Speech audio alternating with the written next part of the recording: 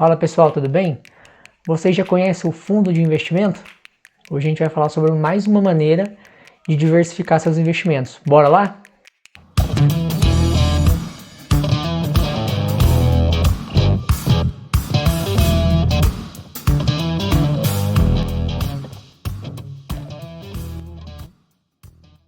Então pessoal, para quem não conhece ainda o fundo de investimento, tudo começa com a seguinte situação. Você quer investir em um ativo, em alguma determinada estratégia, só que não detém todo o capital. E várias pessoas têm o mesmo problema. Eles querem investir em uma determinada coisa, mas não têm um capital para isso. Então, o que eles podem fazer? Eles podem se juntar em um condomínio de pessoas, mais facilmente explicando, e juntar os seus recursos e fazer o tal investimento. Essa forma simples de explicar é como funciona um fundo de investimento. Então, quando você quer fazer um investimento em várias coisas, por exemplo, seguindo uma estratégia, se você não tiver o capital todo para fazer isso, você pode realizar esse investimento através de um fundo de investimento. Então, todo o patrimônio daquele fundo, ele é propriedade de quem está lá dentro. Essas pessoas que estão dentro do fundo de investimento, eles são chamados de cotistas. Então, o patrimônio do fundo pertence aos cotistas. Os fundos de investimento também podem ser divididos em fundos abertos e fundos fechados. Como assim? Nos fundos abertos, as pessoas podem fazer as aquisições, entrar no fundo ou sair a hora que quiser. Então, o número de cotas daquele fundo ele é variável. Quando uma pessoa investe seu dinheiro ali, o responsável pela alocação dos recursos, que a gente vai conhecer mais para frente, ele vai no mercado financeiro e faz as compras dos ativos seguindo a estratégia do fundo. E quando a pessoa quer sair do investimento, ela vai solicitar o resgate e esse profissional vai vender os ativos daquele fundo no mercado e devolver o dinheiro para a pessoa. Já no fundo fechado, as pessoas elas não podem entrar e sair a qualquer hora. Caso a pessoa precise daquele dinheiro que ela investiu, ela precisa vender as suas cotas no mercado secundário. Aí ela precisa que um outro investidor compre dela aquelas cotas e ela recebe então o dinheiro. Nos fundos abertos, com exceção ali dos fundos de ações, que é uma outra classe de fundo de investimento, existe a cobrança de come-cotas. O que é isso? É a forma de antecipar o imposto de renda dos rendimentos daquele fundo. Então, nos meses lá de maio e novembro, você vai ter a cobrança do imposto de renda, só que não sobre o valor do rendimento e sim sobre as suas cotas. Então, supondo que você tenha lá 1.000 cotas, nos meses de maio e novembro, você vai ver a redução delas, podendo ficar ali com menos que 1.000, porque teve essa antecipação do imposto de renda sobre os rendimentos na forma do come cotas. Já os fundos fechados, eles não possuem essa tributação. Então, você vai ter a tributação do imposto de renda somente na venda desses fundos. Tá, além do come cotas, o que mais que a gente tem de custos nos fundos de investimento? Nós temos a taxa de administração.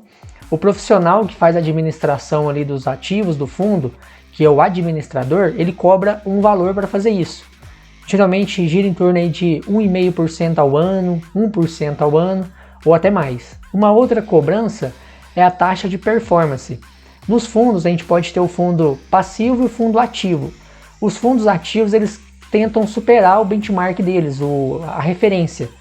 Então, quando o gestor consegue fazer isso, né, quando ele consegue ter uma rentabilidade acima do benchmark, ele pode cobrar uma taxa aí de performance, que pode girar em torno aí de 20% sobre o excedente ali. Então, quais profissionais a gente tem no fundo de investimento? A gente tem o administrador, que é responsável por fazer as comunicações ali com os cotistas, ele zela pelo interesse do cotista e ele é o cara responsável aí pela parte burocrática do fundo de investimento. Um outro participante do fundo de investimento é o gestor. O que o gestor faz? Ele pega o seu dinheiro que você investiu e aloca em ativos seguindo a estratégia daquele fundo. Ele vai no mercado e compra e vende ativos. Nós temos também o distribuidor, que é o participante que mostra para você os fundos de investimento que tem disponível para você escolher qual vai investir. Esses são os principais participantes aí do fundo de investimento. Qual que é uma outra característica de um fundo de investimento? É a alavancagem. Alguns fundos permitem que o gestor aplique recursos que ele não tem.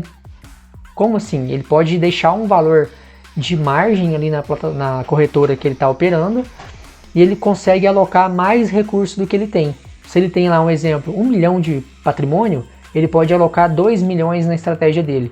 Esse 1 milhão excedente, ele fica como um risco. E se por acaso o gestor errar a estratégia dele, quem tem que alocar o recurso para cobrir esse 1 milhão excedente é o cotista, é você que fez o investimento. No fundo de investimento você vai sempre encontrar algumas reuniões que são assembleias. A gente pode ter as ordinárias e a extraordinária. Nas assembleias gerais ordinárias, o administrador vai fazer muitas vezes o fechamento da contabilidade do fundo, vai apresentar os cotistas e decidir alguma coisa ou outra ali que possa ser pauta.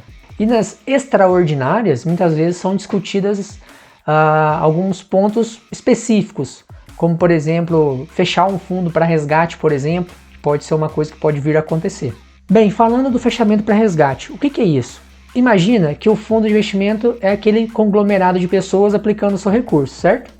E o gestor, ele aplicou em várias coisas no mercado. Imagina se todo mundo resolve resgatar o dinheiro. O gestor precisa correr lá para vender suas coisas. Se você tem um ativo, por exemplo, que não tem muita liquidez, você tem que vender ele mais barato para poder ter o dinheiro. E às vezes o fundo pode ter um prejuízo grande fazendo isso. Então, o gestor, ele pode fechar o fundo para resgate. Então, com isso, você que é o cotista, você não pode tirar seu dinheiro de lá por um determinado período. E para isso ser feito, tem que primeiro passar lá na Assembleia Geral Extraordinária, que eu falei há pouco. Outra coisa que pode acontecer é fechar o fundo para aplicações novas. Como assim? Imagina que o gestor ele tem uma estratégia e consegue desempenhar ela bem. Só que porque ele tem um capital pequeno na mão. Aí várias pessoas acham legal ver aquele fundo performando bem e que querem entrar também naquela estratégia. O gestor vai ter tanto recurso na mão dele que para ele fazer o mesmo movimento que ele fazia, talvez ele não consiga. Imagina que o gestor tem uma estratégia de comprar ações de empresas small caps, que são empresas pequenas. Ele consegue fazer isso bem com pouco recurso. Só que quando entra muito recurso para ele fazer essas compras, seguindo a estratégia do fundo, ele pode causar uma supervalorização nas cotas e inviabilizar o investimento. Então ele pode fechar o fundo para aplicações pensando em seguir a estratégia que ele escolheu ali no começo. Uma outra coisa que pode acontecer são movimentos especulativos.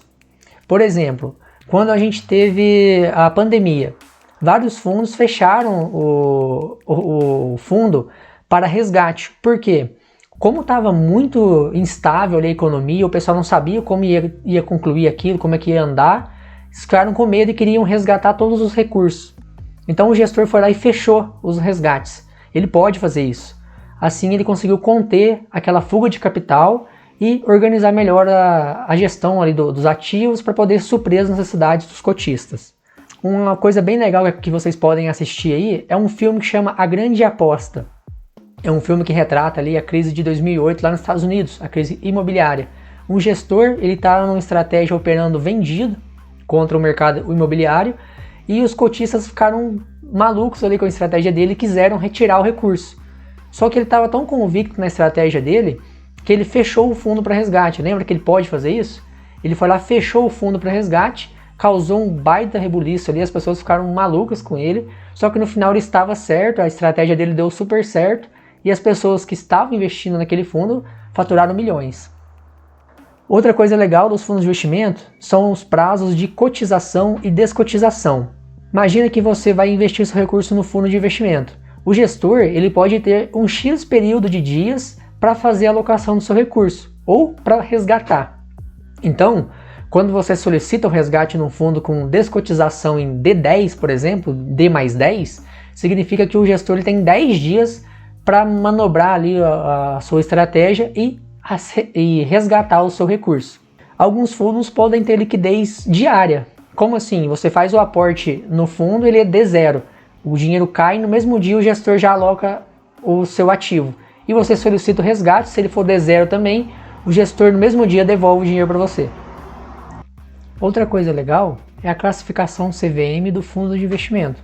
Ele pode ser classificado como renda fixa, onde o gestor ele é obrigado a alocar no mínimo 80% do seu patrimônio ali do fundo em ativos de renda fixa.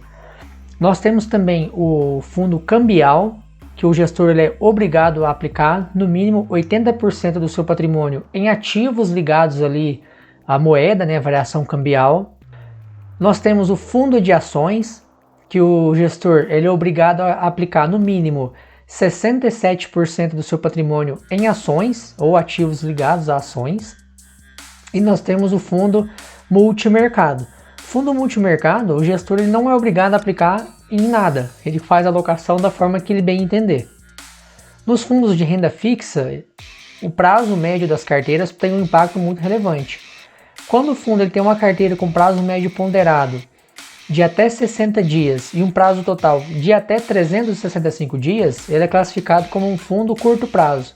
Isso quer dizer que aquele tributo lá de come cotas, ele vai ter uma alíquota de 20%. E os fundos que possuem carteira com prazo médio superior a 60 dias e prazo total de carteira superior a 365 dias, eles são classificados como longo prazo e a sua alíquota de imposto de renda ela vai ser de 15%. No final de um período muito grande, essa diferença de 5% ela faz um estrago enorme.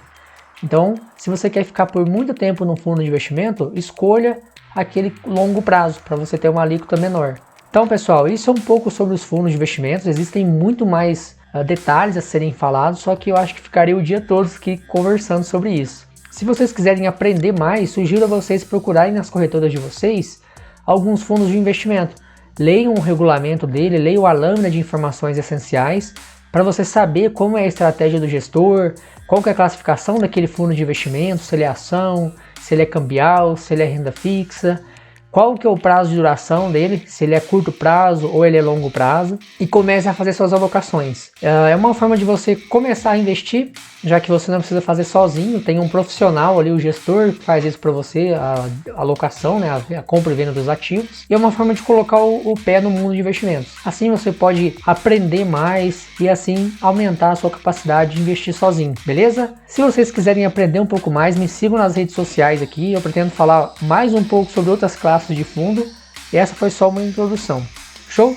Mande para aquele amigo que precisa saber um pouco mais sobre investimento e começar ainda hoje a fazer o seu primeiro milhão. Beleza? Um abraço!